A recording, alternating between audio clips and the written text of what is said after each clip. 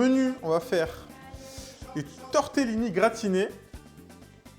Alors, on va pas faire les tortellini parce que c'est vendredi. Et vendredi, bah, on a la flemme. Celui qui arrive à reconnaître le drapeau algérien, il maîtrise vraiment les drapeaux. Bah, n'importe quoi, là, lui aussi. Facile. Vraiment, on va leur facile. La vraie recette. Excuse-nous, Bimo.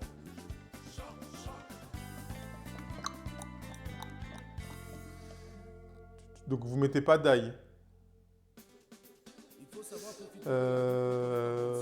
Tortellini. On va faire une petite sauce. Je sais pas si on fait une béchamel ou on fait une sauce crème fraîche.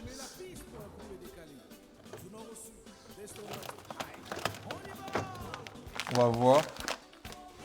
Regardez ce qu'on a commandé. On va tester, ça se trouve, ça va pas être bon. Ça se trouve, ça va être incroyable, ça se trouve, ça va être dégueulasse.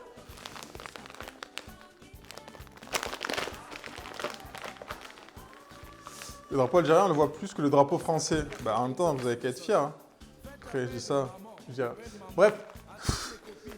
Tortellini de chez Coro, on va tester, ça se trouve. Ça se trouve, c'est pas bon. Ça se trouve, c'est bon, on va voir. Salut, Banane. Banane, t'as raté hier.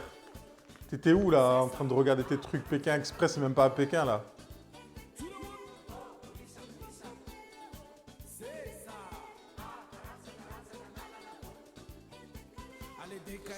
Donc là, on va juste les faire cuire. Petite sauce, gratinée. Regardez ce qu'on a trouvé. Il n'y a pas chachachou dans les parages, là? Trouvez-moi chachachou, s'il vous plaît.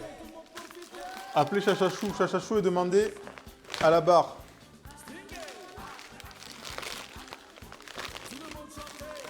Chef, tu fais pas la pasta fraîche? Si, elle est, t'inquiète. Frérot, ça fait... Ah, elle est là, chacha. Ça fait 2 ans que j'ai des pâtes fraîches. Il y en a assez, un peu. Regarde ce que j'ai trouvé.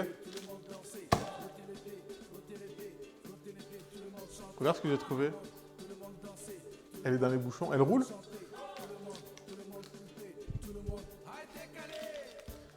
Et bah, du coup, en fait, t'as eu ça où? Vas-y, banane, casse-toi. Pékin Express. Voilà. Ça se passe à Pékin. Voilà, fin de l'histoire. Merci beaucoup, fin de l'histoire. Je l'ai trouvé chez le fromager. Et en fait, du coup, je suis allé tout à l'heure, là. Et je lui dis, ouais, t'as quoi un peu comme fromage? C'est pour faire gratiner. Et il me dit, regarde, on a reçu du cheddar. Et je dis, putain, tu peux pas le recevoir il y a un mois, ça? Et en fait, comme je lui ai dit, la dernière fois j'en cherchais, ben, on n'en a pas trouvé. Du coup, bah... Mais c'est pas le truc en tranche hein, qu'on a pris la dernière fois. Là, le cheddar n'a rien à voir.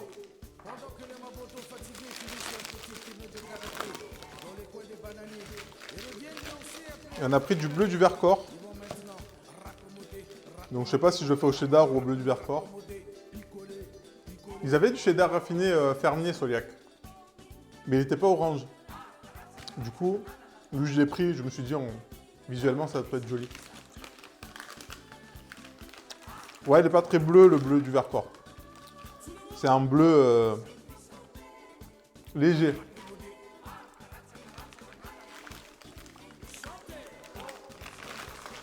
Après, bleu du Vercors, je sais pas s'il est sec, ma fille, oui. Il est en léger, hein. Mais ça...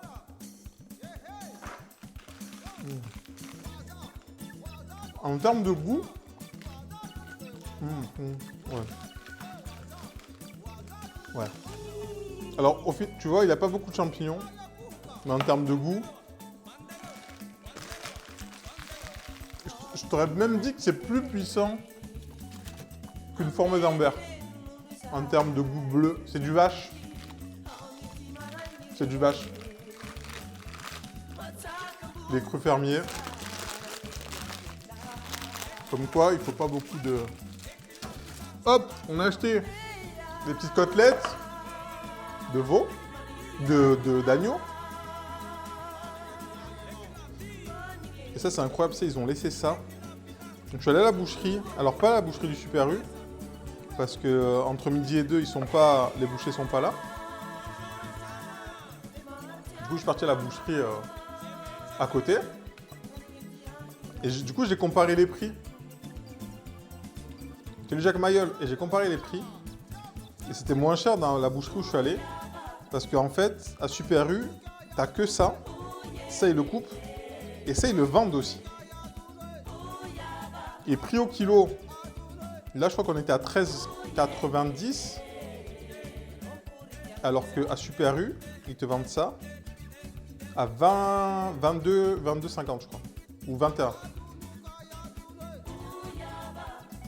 C'est comme, ah oui, comme le GX, ouais, c'est exactement ça. Et tu vois, elles sont vraiment, en vrai, elles sont vraiment pas mal. Hein. Ça Mac McGrace, bonne soirée, bon week-end, si on se revoit pas. Donc voilà, ça, on a ça. Et j'ai mis quoi? Attends, c'est quoi qu'on doit faire dans le menu? Combien? Moi, ça, j'ai payé ça 13,90 le kilo, donc je vais payer, je sais pas, 9 euros, 8 euros.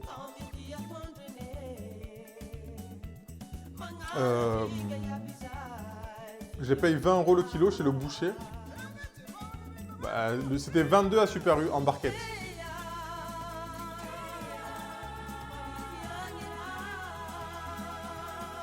Bon allez, on va commencer. On commence par quoi les amis? On commence par quoi? Tortellini, c'est très rapide à faire.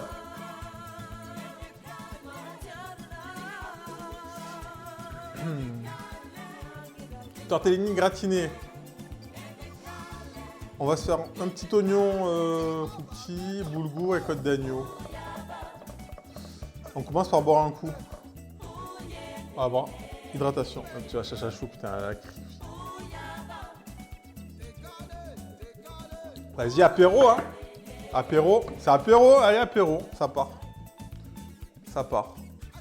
Bon, je vais faire une petite découpe pour le boulgour, les oignons. On va commencer par les découpes. On va faire mariner les côtes d'agneau. Vas-y, apéro, hein. Vous prenez quoi, du coup? Petit Sky pour moi.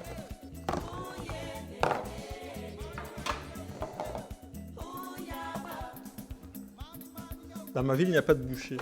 Bon, après, c'était un supermarché où il y a un coin. 18h13, une exception. Comment ça, une exception? Là, c'est bientôt écart, l'heure du Ricard.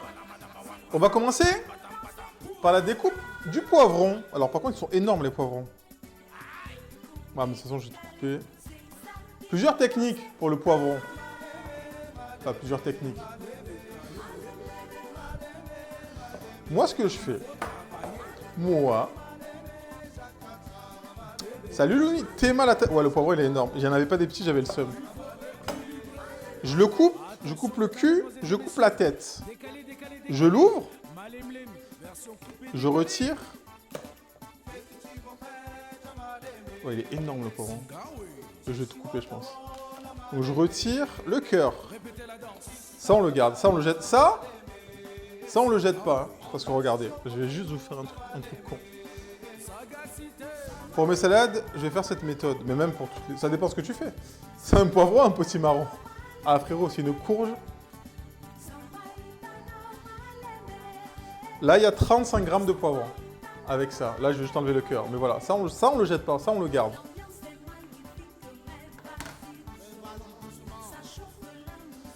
On ne gâche pas. Là, ce que je vais faire, je vais couper en deux ou en trois. Vous faites comme vous voulez. Là, dans le poivron, quand vous le gardez cru, ce qui va commencer à pourrir, c'est ce blanc-là. Donc ça,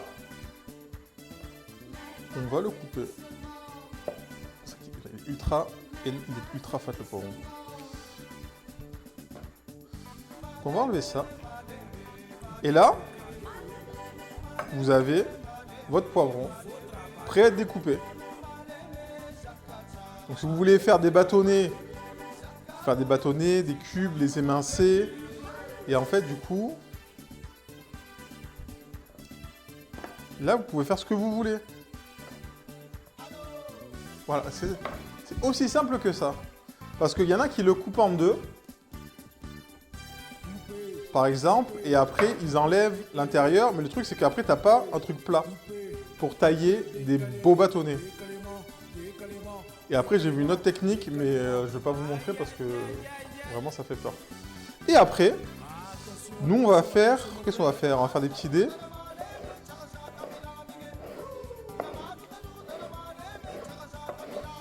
C'est vrai que c'est plus pratique. Bah, c'est pratique. Et c'est facile, quoi.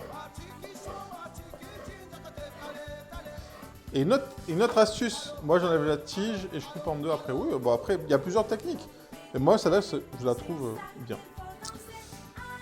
Quand vous coupez un poivron, coupez toujours côté chair, au-dessus. Donc la peau est côté planche. Pourquoi? Parce que la peau du poivron, la peau des tomates, c'est ultra acide et ça abîme vos couteaux. Salut Miali! Et ça sera beaucoup plus facile pour vous de couper. Voilà, c'est un truc con, c'est tout con, hein. Mais il faut le savoir. J'ai toujours coupé côté peau, je suis nul. Mais c'est pas grave. Maintenant tu sais pourquoi. En fait, c'est pas ça, c'est faut dire pourquoi on va couper côté peau ou côté chair. Et là, vous avez juste à couper vos dés. Et là, vous avez des dés réguliers. Simplement, et ça va pas. Simplement, c'est pas plus loin. Pas plus.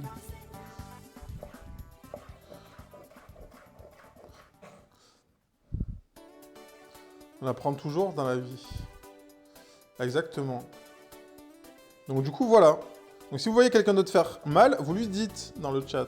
Non, c'est pas comme ça qu'il faut faire.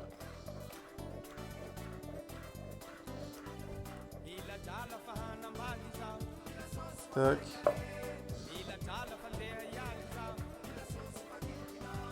Ça fait des beaux cubes réguliers. Voilà, si on veut des cubes réguliers, après si on veut pas des cubes réguliers, c'est pas grave. Toujours pareil sur la découpe. Je me rappelle la fois où un jour je me suis ouvert de fou.